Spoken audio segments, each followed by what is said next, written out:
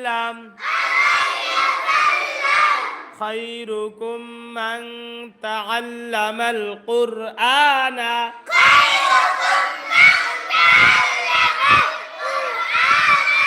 وعلمه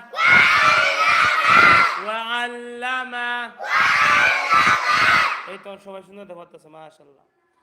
2 নম্বর হাদিস শরীফের অর্থ নবী করিম সাল্লাল্লাহু আলাইহি ওয়াসাল্লাম ফরমাইয়াছেন, তোমাদের মধ্যে সর্ব উত্তম ওই ব্যক্তি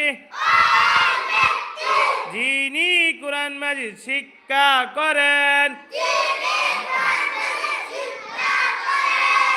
এবং শিক্ষা দেন।